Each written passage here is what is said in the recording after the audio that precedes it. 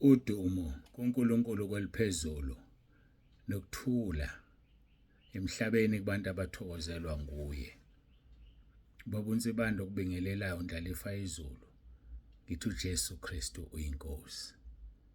uJesu Kristu izolo unguyena namhlanje kuzoba uyena engunaphakade. Ngiyambonga uNkulunkulu kakhulu bangcwele ngiyamdumisa ukuba kwazi ukuthi aphinde asihlanganise ngalendlela. Kunabazalwane abangibuza ngomnikelo woLibo. Kodwa kucaca ukuthi ushuthi abalifundanga izwi engilithumelile. Lo mnikelo kade sawuqala ngibe ngukhohlwa nganakho ngangena umfundisi wemali ngukhunjuzwe abanye abazalwane. Mangaphazami soqale ngo2014 uNkulunkulu engitshela ukuthi kufanele ibandla linikele umnikelo woLibo. Emva kwesifundisile ngokweshumi wasifundisa ngomnikelo wesihle. Ezinkonzweni zami lapho bengikhuluma khona ngomnikelo nangokweshumi kuchaziwe kwabanzi. Uma ungenazo lezi inkonzo uzifuna ngena kuwebsite yebandla www.entabeniyendlukajehova-kuyabonelelwa.org noma ke .org. Ngena lapho ufika ubheka isihloko esithi umnikelo nokweshumi. Ulaleleke zininganyana uzofika la sekuchazwa khona ngomnikelo woLibo. Kodwa ke ngizodlula khona kafushane ke inkinga ke kimina ngoba mhlambe ithi kafushane inkonzo yonke izokhuluma ngoLibo namhlanje angazi. Kodwa bengifisa ukudlula kafushane. Singakangeni ke enkonzweni yoLibo ngiyacela ukuthi siguqe sithandaze simcela uNkulunkulu wethu abe kanye nathi ngomoya wakhe oyingcwele.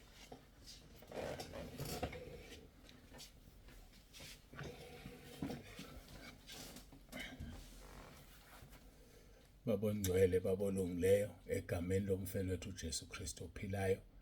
Ngiza kuwe Nkosi ngalesi sikhathi siyabonga ukusithanda kwakho. Sibonga ukuvuka, sibonga ukuphila, sibonga ukukhuluma, sibonga ukuhamba. Sibonga konke sikwazi ukwenza ngenxa ukuthi kungamandla akho futhi kuvume wena. Ngiyacela ke Nkosi ube kanye nathi ngomoya wakho oyingcwele uyicacise lenkonzo yoLibo. uJesu Kristu uyinkosi. Amen.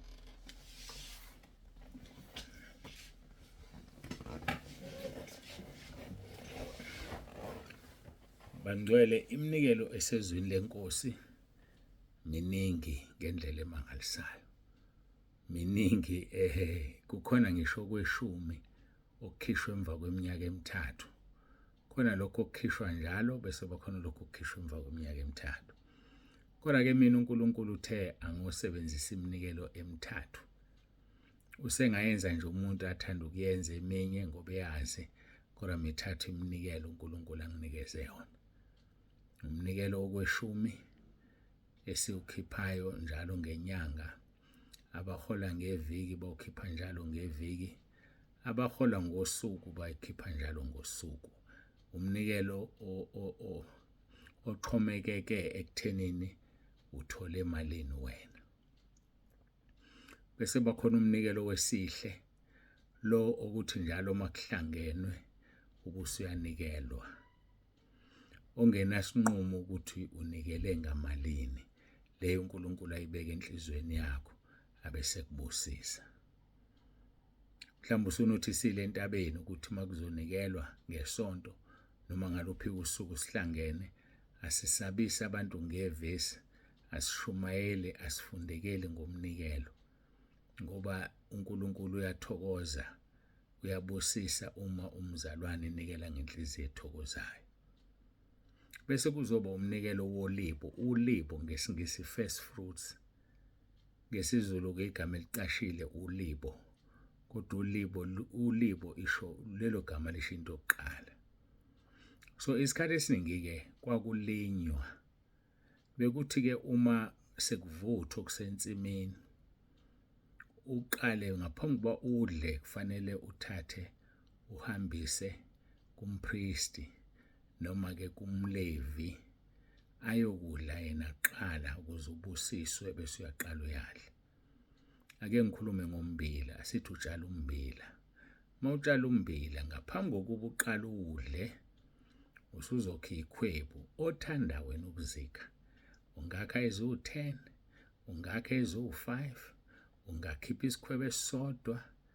Lokho okuthandayo nokholelwa ukuthi kuzomenza uNkulunkulu akubusise akunasinqumo. Njengoba ngithi nesikhwebu esisodwa, uma ubutshale ngempela unommbila owu-5, ebona leyo nto. So ngeke sithi isikhwebu esisodwa sincane, cha. Yikho ngithi lokho kubeka uNkulunkulu enhlizweni yakho. Ngaphambi kuba udle usuyakha uhambisa kumntwana kaNkulunkulu kuba kudle yena kuqala kuze ubusiswe bese uyaqala-ke usuyakha-ke uyafula ummbila wakho nobhontshisi noma yini oyitshalile. Kwakutshalwa-ke isikhathi esiningi. So-ke uLibo lwaluba nesikhathi ngoba zonke izinto zinesikhathi makutshaliwe. Sibuye-ke size esikhathini sanamhlanje. Namanje usangasebenzisa okutshaliwe mawutshala. Akukho okukuvimbayo. Kodwa uzothola ukuthi-ke namhlanje abantu sebetshale emabhenki. Iyona nqolobane egcwala. Angisafundile nezwi. Izaga 3 uvesi 9 and 10. Dumisa uJehova ngempahla yakho nangolibo lwazo zonke izithelo zakho. Izinqolobane zakho zigcwale ngobuningi nezikhamo zakho zithithime ngewayini elisha. So umnikelo wolibo ukudumisa uJehova ngempahla yakho. Kusangaba imfuyo oyifuyile ukhipha uLibo kuyona. Kusangaba iy'tshalo, kusangaba imali, uLibo lwakho. Isikhathi esiningi sekusetshenziswa ngemali, angicaciseke. Mhlawumbe ubungasebenzi, mawuqala usebenza bese uthi kuleli holo ngifuna ukukhipha uLibo. uLibo alihlangani nokweshumi. Okweshumi mawufunda uLeviticus 27 verse 30 kungokukaJehova kungcwele. So ngamagama eholweni lakho lokuqala uzokukhipha okweshumi ngoba kufanele ukukhiphe. Bese ukhipha uLibo. uLibo alinasinqumo. Ngifuna ukuyigcizelela leyo nto. Ungaze uklinyeke uthole ukuthi awusaphili kahle, usulambile ngoba wena ukhipha uLibo. Lungaba u10 rand uhole u100,000. Lungaba u50 rand uhole u20,000. Akuna ndaba, ukhipha lokho okuthandayo wena. So-ke ngikhuluma ngeholo lokuqala. Hayi lento ukuthi uzothatha iholo lonke uthi uLibo, akwenziwa kanjalo. uNkulunkulu wethu uhlakaniphile. uNkulunkulu wethu akaphenyeki, akafuni ulambe uzilambise. Ayikho lento okunikela iholo lakho lokuqala. Ungadlala abantu abakutshela lokho. So uLibo inoma imalini ozoyinikela uthokoza ezokwenza ukuthi uNkulunkulu adumiseke. Yilapho kokukhiye ukuthi mangikhipha u5 rand uyadumiseka yini uNkulunkulu. Mangikhipha u10 rand uyadumiseka yini uNkulunkulu. Dumisa uJehova ngempahla yakho, kusho njalo verse 9. Nangolibo lwazo zonke izithelo zakho. Mdumisa uJehova. Uma wenze njalo izinqolobane zakho zigcwale ngobuningi. Kwakunenqolobane kwakuvunwa kubeke kuzona. Namhlanje inqolobane yibhenki. uNkulunkulu akuprotect ebhenki yakho. Balahlekelwe izimali, kungena izitobhodo ezingaziwa, kwenzeke lokho nalokho ngoba wena ukhipha uLibo. Inqolobane yakho igcwale ngobuningi. Nezikhamo zakho zithithime ngewayini elisha. Izikhamo-ke lapho la kwaku kwenziwa khona iwayini ngama-grapes. So-ke zigcwale izikhamo zakho ngewayini elisha. Kusho ukuthi wena uhlala unokudla okufresh, uhlala unezinto ezifresh ngoba wena ukhipha uLibo. Abanye ungakhipha uLibo njengoba sithi uDisemba inyanga yokuLibo. Ingoba isikhathi esiningi abantu abaningi bayabhonasa ngoDisemba. Yileso sikhathi-ke okulula ukuthi ukhiphe uLibo ngaso. Noma-ke kuhulumeni abantu bebhonasa nge-birthday yabo ngenyanga ye-birthday birth month. Let me not say birthday, birth month. So-ke sekukuwena-ke ukuthi cha mina olwami uLibo ngizolikhipha ngenyanga yami yokuzalwa. uLibo i-first fruit into ongayitholi njalo eqala ukuyithola njengosikhuluma ngesivuno nje. Ukhipha kanye mhlambe masithi kanye ngonyaka ngoba vele ubonasa kanye nombila mawutshalile yabo khona indawo okotshalayo nyanga zonke ke ziyavuma kodwa nje kuze kube lula uLibo ulikhipha kanye ngonyaka. So uNkulunkulu ke wasinqumela thina ukuthi asenze uDisemba kube inyanga yoLibo. Njengoba sengishilo ukuthi uLibo kwakuyimali uxolo ayibakithi. uLibo kwakuyizithelo kuyisivuno sokuqala osithathayo ngoba umLevi wayengayinikwa indawo. umLevi akanikwa indawo yokwakha. umLevi uphila ngabantu bakaNkulunkulu. Bese kuzoba khona nompristi naye ngokunjalo. So ke lezi zinto mawuzikhipha usukwenza kuyoba ukudla kumLevi noma kumpristi. Ngolimi lwanamhlanje umLevi abefundisa emabhrentshini.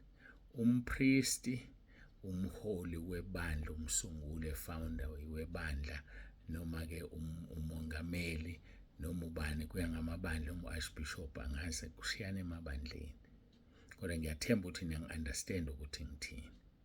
So imali yoLibo ke njengoba sesikhuluma ukuthi ukudla ukubusisa umfundisi ngamafushane kungukumbonga umfundisi noma kungukumbonasisa noma kungukumkhisimuza.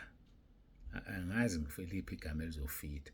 Imali yomfundisi leyo kujabula ibandla elimnikeze yona. Ayifani nemali yokweshumi ngoba yokweshumi umfundisi akakwazi ukuyisebenzisa ngokuthanda kwakhe imali kaNkulunkulu. Imali le yesihle ukuhamba vangeli nayo imali kaNkulunkulu kodwa kwezinye indawo ke imali yokuthi umfundisi aphile nyanga zonke abe nakho ibandla liyamondla. Kodwa uLibo imali yokubonasa ngamanye amagama imali yokukhisimuza umfundisi yokubonga. So uDisemba ke inyanga yoLibo. Yilokho ke bengizama ukuchaza angazi noma kezwakala yini. So uLibo likhishwa umuntu othandayo ukulikhipha ongathanda ukulikhipha likhicala. uLibo akusona isono ukungalikhiphi uLibo. Akufani nokweshumi. Okweshumi kuyisono uma ungakukhiphi. Kodwa uLibo aluyisona isono uma ungalikhiphi. Ngithemba iyacaca lento izwakala. Kufana nomnikelo wesihle akusona isono ukungawunikeli.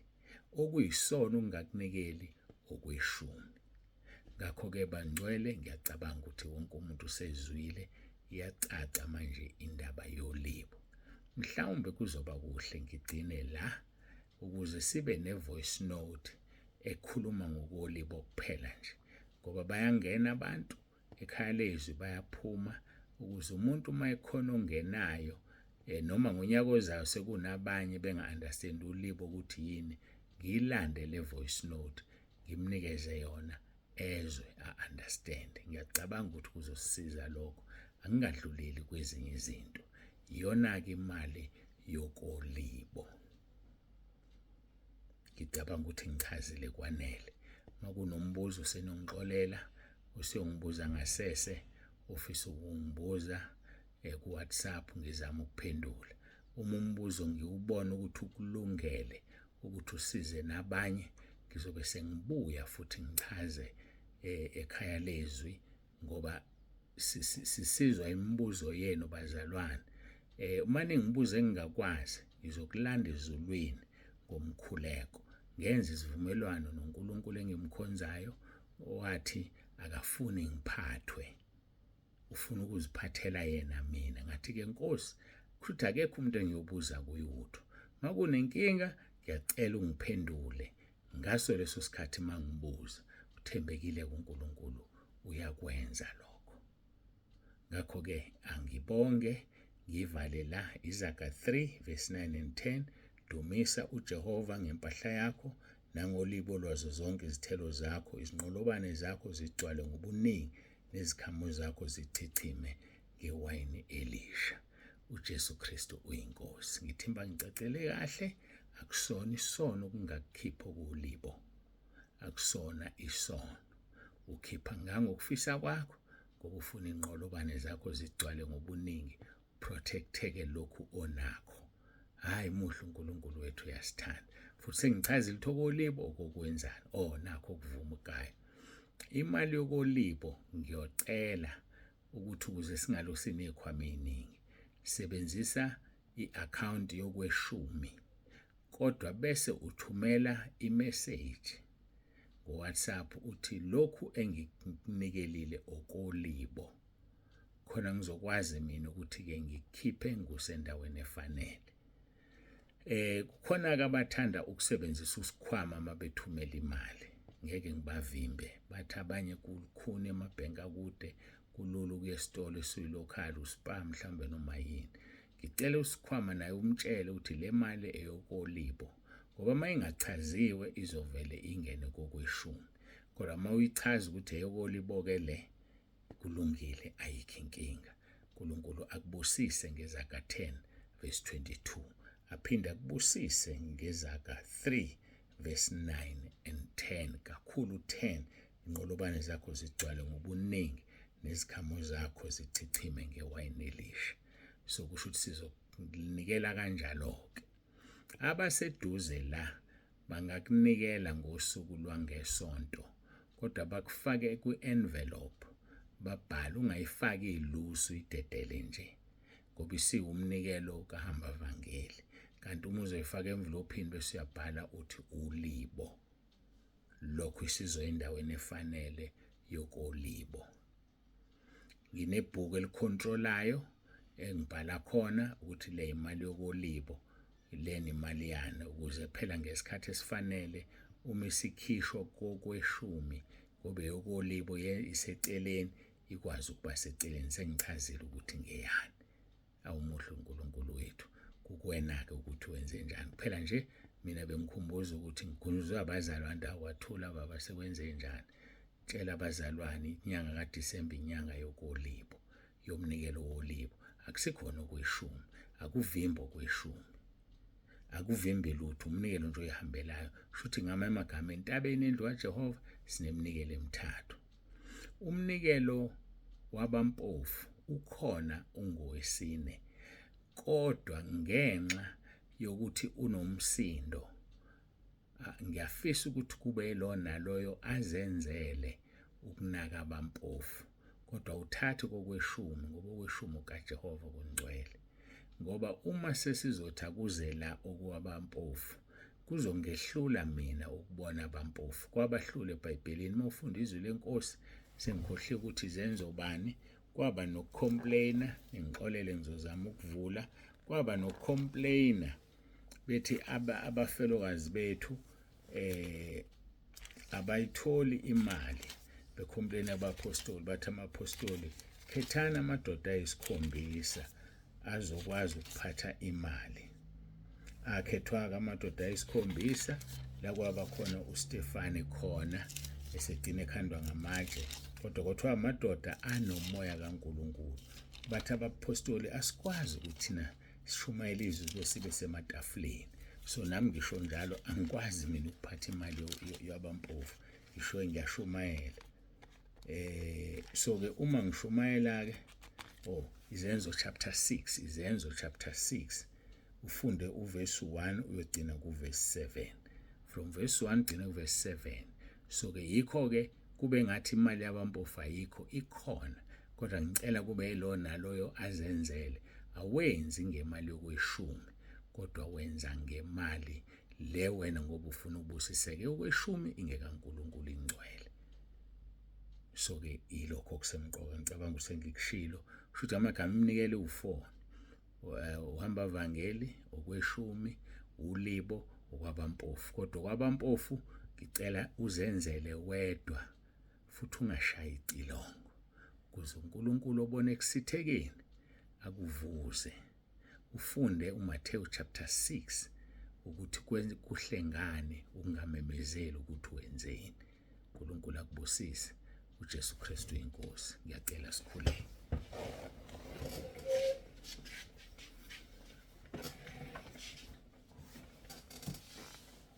Baba ongcwele, Baba olungileyo, uNkulunkulu onomusa, siyabonga ukuchazeleka ngomnikelo wokoLibo. Ngiyacela ubusise ilona loyo olalelile, ubusise wonke umuntu ozokhipha anikele okoLibo. Ulenze izwi lakho Nkosi Zaga 3 verse 9 and 10, ngoba uNkulunkulu olenza izwi. Siyabonga ngoJesu Kristu wasinikeza yena. Siyabonga ngaleli gama uJesu Kristu inkosi. Lisimangaliso leli gama. Siyabonga uNkulunkulu wethu, uJesu Kristu inkosi. Amen.